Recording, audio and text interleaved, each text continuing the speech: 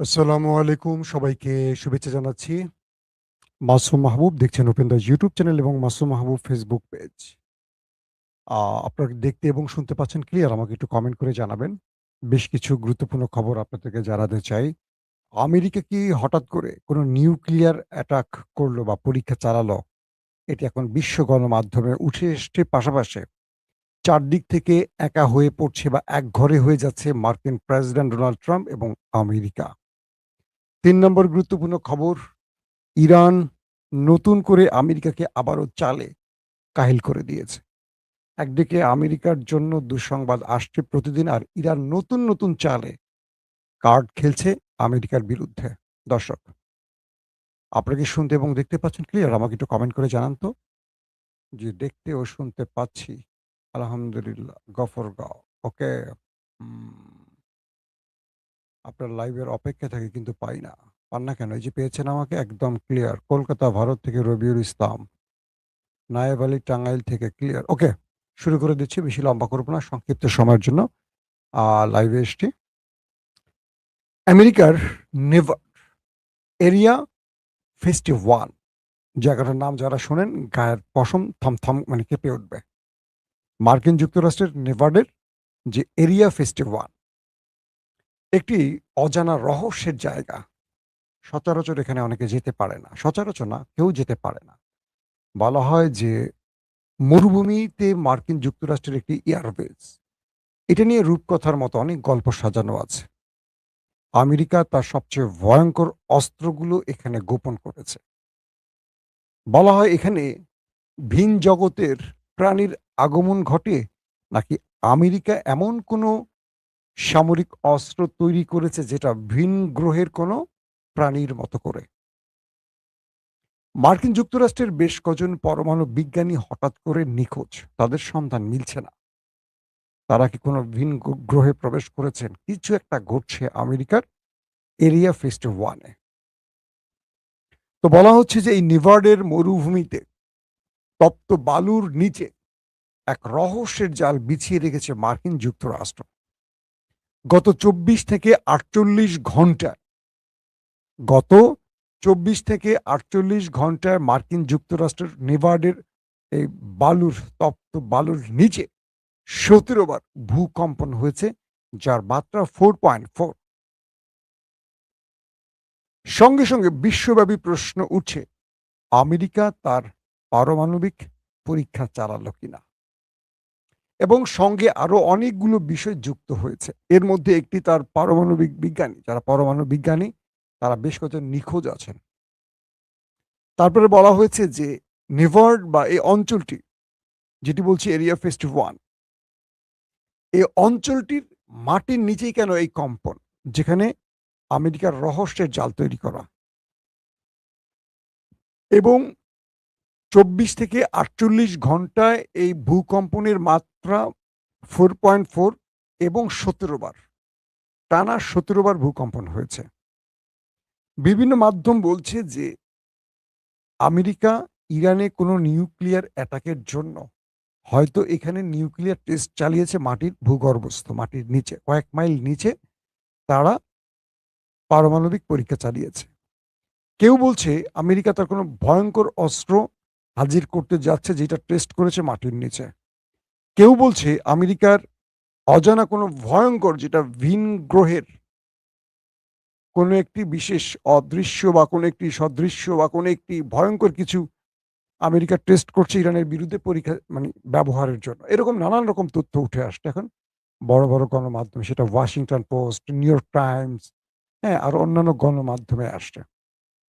অর্থাৎ মার্কিন president Donald Trump তিনি ইরানের বিরুদ্ধে এমন কিছু করছেন নাকি এটি একটি প্রাকৃতিক ভূমিকম্প? সবকিছু মিলে এই মুহূর্তে অনেকের টেনশন অনেক রকম। ২ নম্বর খবরটি হলো আ ইরান আমেরিকাকে নতুন কয়েকটি চালে আটকে দিয়েছে। ১ম থেকে ইরান বলেছিল যে তারা কোনোভাবে আমেরিকার সাথে নিউক্লিয়ার ইস্যুতে আলাপ করবে না। অবশেষে ইরান রাজি হয়েছে যে তারা ঠিক আছে, তুমি যদি চাও আসো আমরা নিউক্লিয়ার ইস্যুতে কথা বলব। তুমি কি বলতে চাও আমি শুনি। আমি শুনবো তো। সিদ্ধান্ত তো তুমি দিবা না, সিদ্ধান্ত আমি দেব। তো আমার শুনতে তো সমস্যা নাই। আসো তুমি বলতে চাও। তার আগে যে চালটি আমেরিকাকে দিয়েছে। ইরান থেকে বা হরমুজ প্রণালী থেকে তেল নিয়ে যাওয়ার সময় ইউরোপীয় কিছু দেশ ইরানকে টোল দিয়েছে। ইরান তো এখন এই যুদ্ধের পর সোনার হার মানে সোনার ডিম পাড়া হাঁস পেয়েছে হরমুজ প্রণালী। তো মার্কিন যুক্তরাষ্ট্র ক্ষেপে গিয়ে বলেছে যে যেই সব দেশ ইরানের কাছে টোল দিয়ে বা ইরানকে টাকা দিয়ে এখান থেকে তাদের জাহাজ পার করবে বা তেল কিনবে, আমি তাদেরকে স্যাংশন দেব, তাদের ট্যারিফ বাড়িয়ে দেব। কিন্তু সেই দেশগুলো অদৃশ্য কারণে আমেরিকার বন্ধু ইউরোপের দেশ, ইউরোপ গেছে ক্ষেপে। তুই বেটা কে ট্যারিফ দেয়? তুই ট্যারিফ ট্যারিফ ট্যারিফ করস, তোর নাম ট্রাম্প দেখে তুই শুধু ট্যারিফ ট্যারিফ করবি। তুই সবাইকে ট্যারিফের ভয় দেখাস, তোর নিজের ভয় নাই। তুই একা একটা দেশ পৃথিবীতে একাই লড়াই করবি, সব তোর থেকে আলাদা করে ফেলবি। আয়, তোকেও আমরা খেলা দেখাই। ট্রাম্প বলছেন যে যারা ইরানের সাথে বাণিজ্য করবে, ইরানের তেল নিবে বা যারা ইরানকে টোল দিয়ে জাহাজ আদান মানে কি বলবে আসা যাওয়া করবে, সেই সব দেশের উপর তিনি ট্যারিফ বাড়িয়ে দেবেন। এবং সেই দেশগুলোর মধ্যে বেশ কিছু ইউরোপের দেশ আছে। এর প্রধান কারণ হলো কোনো ইউরোপের দেশ ট্রাম্পকে এই যুদ্ধে সহযোগিতা করছে না, একদমই সহযোগিতা করছে না। এবং ট্রাম্প এখন পর্যন্ত ইরানের কাছে যে ধবল ধোলাই খাচ্ছে, তার প্রধান কারণ হলো ন্যাটো এবং ইউরোপ আমেরিকার পাশে দাঁড়াচ্ছে না। এখন প্রশ্ন করা যায় যে ইউরোপ আসলে আমেরিকার পাশে দাঁড়াচ্ছে না কেন? তার অনেকগুলো কারণ আছে। আমি দুই একটা কারণ বলি। এক, এই যুদ্ধ আমেরিকা ইউরোপের সাথে প্ল্যান করে আসেনি। এই যুদ্ধে আমেরিকা কেবল ইসরায়েলের পরিকল্পনায় এসছে।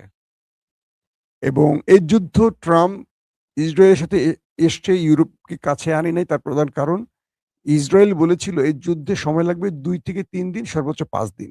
ইরান শেষ, আমেরিকার বিজয়। তাই ইউরোপকে কাছে ডাকে নাই। একাই ইসরায়েলকে নিয়ে আমেরিকা মাখন খাবে ইরানের, তেল গ্যাস সব লুট করবে। ইউরোপকে আনলে তো সেই তেল গ্যাস আবার ইউরোপকে ভাগ দিতে হবে। কিন্তু ইরান এমনভাবে ট্রাম্পকে পেঁচিয়ে ফেলবে এটা ট্রাম্প বোঝে না। যে কারণে এখন ট্রাম্প বিপদে পড়ে ইউরোপকে ডাকছে, আর ইউরোপ আসছে না। তুমি তো আমাকে বলে ডাকো, আমাকে ডাকো নাই, বা তুমি তো এই যুদ্ধে আমাকে নিয়ে আসো নাই। তুমি এখন বিপদে পড়ে আমাকে ডাকছো, আমাকে জিজ্ঞেসছিলে যুদ্ধ শুরুর আগে? তুমি তো ইসরায়েলকে জিজ্ঞেসো, ইসরায়েলকে নিয়ে এখন মোকাবেলা করো। আর ট্রাম্পের কথা আমি যেহেতু মাইন্ড কাছে এভাবে পড়ছি, তোমরা আসো, তোমরা আমাকে বাঁচাও।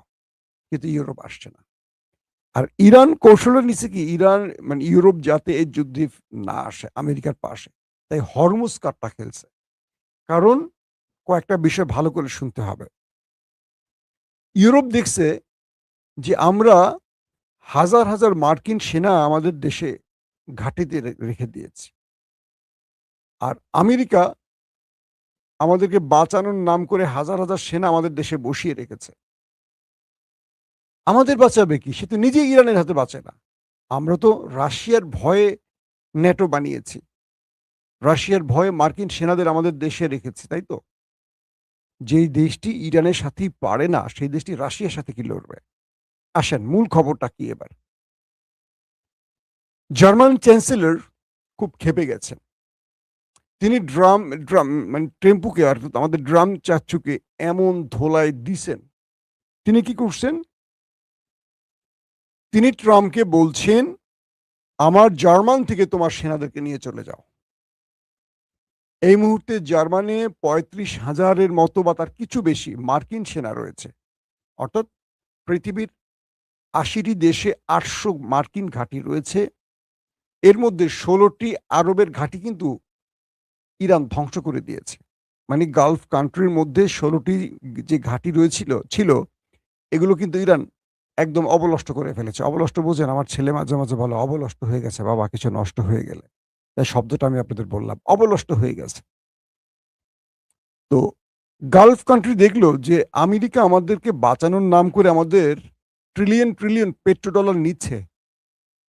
ওরা আমাদের বাঁচাবে কি? ও এক ইরানের হাতে মার খেয়ে সোজা হয়ে গেছে। ওর ঘাঁটি-মাটির কিচ্ছু নাই এখন। সব লন্ডভন্ড। গালফ অবাক হয়ে গেছে। এই আমেরিকা আমাকে বাঁচাবে? এটা পসিবল? সে নিজে তো নিজের প্রাণ বাঁচাতে পারে না। তো দ্বিতীয়ত ইউরোপ দেখলো যে তারা জার্মানি ৩৫,০০০-এর মতো ধরেন মার্কিন সেনা রয়েছে। তো জার্মান চ্যান্সেলর দেখলেন যে, "কিরে ভাই, এই আমেরিকা যুগের পর যুগ আমার দেশে বসে আমার তেল, আমার টাকাগুলি খাচ্ছে। ওরা তো নিজেকেই বাঁচাতে পারে না। ওরা আমাদের বাঁচাবে কি?" তারপর ইরানের সাথে লড়াইটা বাধার পর ফ্রান্স, স্পেন সহ আরো বেশ কিছু ইউরোপীয় দেশ যখন বলল আমেরিকাকে যে, "আমার ভূমি, আমার আকাশ, আমার স্থল তুমি ব্যবহার করতে পারবা না ইরানের বিরুদ্ধে।" ডাইরেক্ট সাফ আমেরিকাকে না বলে দিয়েছে। যে কারণে আমেরিকা তাদেরকে আবার তেল নেয়ার রাস্তা করে দিয়েছে। ওকে, তুমি আমার পাশে দাঁড়িয়েছো এজন্য তুমি এখন আমার মিত্র। যাও, তেল নিয়ে যাও। বাট টাকা পয়সা দিয়ে যাবা। টোল দিয়ে যাবা, ফ্রি না। তো জার্মান ছিল আমেরিকার পক্ষে। সেই জার্মান এখন আমেরিকাকে বলছে, "মিস্টার প্রেসিডেন্ট ট্রাম্প, তুমি তোমার সেনা নিয়ে আমার দেশ ছাড়ো।" বুঝতে পারছেন? অর্থাৎ এই মুহূর্তে ডোনাল্ড ট্রাম্পের আমেরিকা পৃথিবীতে একা হয়ে পড়ছে। সব জায়গা থেকে তাকে ঘাড় ধাক্কা দিয়ে বিদায় করে দিচ্ছে। স্পেন বিদায় নিতে বলছে, ফ্রান্স বলছে, এখন জার্মান বলছে, "জার্মান, তুমি আমার দেশ ছাড়ো।" ১ম এ ৫,০০০ সেনাকে সরিয়ে নেয়া হবে। তারপর ধারাবাহিক সব সেনাকে সরিয়ে নেওয়ার ঘোষণা আসতে যাচ্ছে। স্পেন কি বলে জার্মান আজকে ঘোষণা দিয়েছে, মার্কিন সেনাদের জার্মান ছাড়তে হবে। এমন একটি সময় যখন আমেরিকা ইরানের কাছে ধোলাই খাচ্ছে। যখন মধ্যপ্রাচ্যে ইসরায়েলে অস্ত্র বাড়িয়ে পুরো ক্যান্টনমেন্ট বানিয়ে ফেলছে আমেরিকা, তখন দেখেন ইউরোপ তাকে ঘাড় ধাক্কা দিচ্ছে। এই খবরটি আমেরিকার মাসনাদে বা আমেরিকার জনগণের জন্য বিশাল ধাক্কা যে আমেরিকার পরাশক্তি বা সুপার পাওয়ার আমেরিকার অবস্থা কি যে তাকে এখন মানুষ ডাকছে না, বরং বিদায় নিতে বলছে। "বিদায় নাও, দূর হও আমার দেশ থেকে তুমি।" এক ইরান আমেরিকাকে কোথায় নামিয়ে দিয়েছে কল্পনা করতে পারেন? ট্রাম্প তো প্রচুর ক্ষেপে গেছে। ইউরোপ বলছে, "তুমি কে স্যাংশন দেওয়ার? তুমি কে আমাদেরকে ট্যারিফ যোগ করার? তুমি কথায়, কথায় ধমকি দিবা, ফিনল্যান্ড নিবা, এইটা করবা, ওইটা করবা। তুমি হুমকি দাও, নেটো সব তুমি, তোমার কথা চলতে হবে।" না! তুমি তো ইরানের কাছে মাইর খেয়ে শহীদ হয়ে গেছো। সোজা হয়ে গেছো সাপের মতো। তুমি আমাদের থ্রেট দেওয়ার কে? তুমি রাশিয়ার হাত থেকে আমাদের বাঁচাবা? যেজন্য আমরা ন্যাটো বানাইছি রাশিয়ার হাত থেকে বাঁচার জন্য। এক ইরানের সাথে পারছো না তুমি, তুমি আমাদের রাশিয়া থেকে বাঁচাবা? এটা সম্ভব? ট্রাম্প বেচারা পড়ে গেছে বহা মাইনকা চিপায়। এখন ইরান বলছে, "ঠিক আছে, তুমি নিউক্লিয়ার ইস্যুতে কথা বলতে চাও, আসো আমার সাথে কথা বলো। কিন্তু তোমাকে আমি যেটা বলছি তার থেকে আমি এক চুল সরব না। হরমুজ প্রণালী তোমাকে ছাড়তেই হবে। হরমুজে তুমি থাকতে পারবা না। আমি তোমাকে ডুবিয়ে দেব। তোমাকে আমি ওয়ার্নিং দিচ্ছি, সময় দিচ্ছি। তোমার দিন শেষ আমেরিকা। তোমার দিন শেষ আমেরিকা। তোমাকে ৪০ দিনে আমি খেয়ে দিয়েছি। তুমি আরো অস্ত্র নিয়ে ঢোকো আরবে। আমি তোমাকে ছাড়বো না। আমি তোমার চাই আরো আনো তুমি। কারণ তোমাকে শেষ করতে আমি মজা পাই।" আজকে ইরানের একজন পার্লামেন্ট মেম্বার আরবকে হুমকি দিয়ে কি বলছে জানেন? আরবকে হুমকি দিয়ে বলছে, "হে আরব, তোমাদের বারবার বলছি, আমাদের সাথে শত্রুতা করো না। আমরা তোমাদের বন্ধু। তোমাদের ভেতরে আমরা আগ্রাসন চালাবো না, দখলদারিত্ব চালাবো না। কিন্তু তোমরা দখলদারদেরকে এনে যদি আমাদের বিরুদ্ধে আগ্রাসন চালাও, আমরা তোমাদের দিন শেষ করে দেব।" যদি ইরানের আর একজন রাষ্ট্রীয় গুরুত্বপূর্ণ ব্যক্তি প্রাণ হারায়, আরবের রাজাদের কোনো মসনদের ইট থাকবে না। প্রত্যেকটা আমরা খুলে নেব। কি ভয়ংকর মেসেজ আরবের জন্য বুঝছেন? রিয়াদ, আরব আমিরাত, কাতার, কুয়েত, জর্দান, বাহরাইন, শোনো তোমরা। যদি ইরানের আর কোন নেতা প্রাণ হারায়, আরবের যে রাজারা আছে না, সুলতানরা আছে না, আমিররা আছেন, তাদের যেই প্রাসাদ আছে, প্রাসাদের ইট আমরা একটা, একটা করে খুলে নিয়ে আসব। এবার থেকে আমাদের টার্গেট হবে আরবের রাজাদের বাড়ি, আরবের কি সুলতানদের বাড়ি। বুঝতে পারছেন? তোমাদের প্রাসাদগুলিকে আমরা এখন টার্গেট করব যদি আমাদের রাষ্ট্রীয় কোন গুরুত্বপূর্ণ ব্যক্তির বাড়িতে হামলা হয়। এখন আরবের করুণ দশা শুরু হয়ে গেছে। ইরান বলছে, "আমরা আরবকে আর ছাড় দেব না।" কারণ আমরা দেখছি আমেরিকা আরবে একের পর এক অস্ত্র মোতায়েন করছে, বাড়াচ্ছে। আমেরিকা নতুন যুদ্ধের জন্য প্রস্তুত নিচ্ছে আর আরবে সব এসে আরবে জড়ো হচ্ছে। এবার আরবকে যে আমরা উত্তরটা দেব, এটা আরব কল্পনা করবে না। ইরান বলছে, "আমরা শুধু মরবো না, তোমাদের নিয়ে মরবো।" ইরান একা মরার জাতি না। ইরানকে ৫-৬ হাজার বছর কেউ মারতে পারেনি। আমেরিকা তো প্রশ্নই আসে না। তোমরা আসো, যদি আমরা মরি তোমাদের নিয়ে মরবো। আমরা একা মরবো না। তোমরা শত বছর ধরে যেই দেশ সাজিয়েছ, সোনা দিয়ে মুড়িয়ে রেখেছ, সব আমরা ছারখার করতে আসতেছি। ওয়েট করো। তোমাদেরকে আমরা ওয়ার্নিং দিচ্ছি। আমেরিকাকে খেদাও। আসো, আমরা ভাই, ভাই হয়ে থাকি। যদি আমরা ভাই, ভাই হতে না পারি, শত্রু হতে চাও, তোমাদের শত্রুতা দেখাবো কাকে বলে, কয় প্রকার। এখন আরবরা মহা টেনশনে পড়ে গেছে। কারণ ইরানের নেক্সট অ্যাটাক যদি আরবের রাজা বাদশাদের বাড়িগুলোতে হয়, প্রাসাদগুলোতে হয়, একেকজনের তো বউ আছে কয়েক ডজন করে, বাচ্চা আছে কয়েক শত করে। মানে একেকজন রাজা, রাজার ভাই, রাজার ভাতিজা, মানে ধরেন রাজার ভাই আছে ধরেন ৪০ জন। একজন তো রাজা, তার ভাই আছে ধরেন ৩০ জন বা ১৫ জন বা ১০ জন। তাদেরও আবার সন্তান আছে একেকজনের মোটামুটি ধরেন আল্লাহ দিলে ৫০-৬০ জন করে। ওইটার মধ্যেই আছে বিশাল একটা ছোটখাটো দেশ। এত পয়দা করছে। একেকটার বউ আছে অনেকগুলি।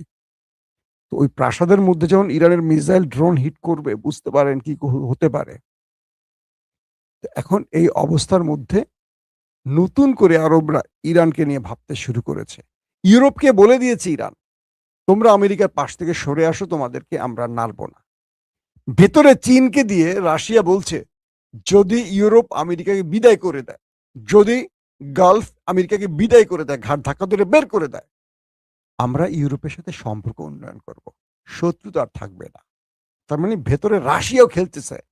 এখন ট্রাম্প পড়ে গেছে মহা মাইনকাচি ভাই, কি যুদ্ধ শুরু করলাম ইসরায়েলের বুদ্ধিতে।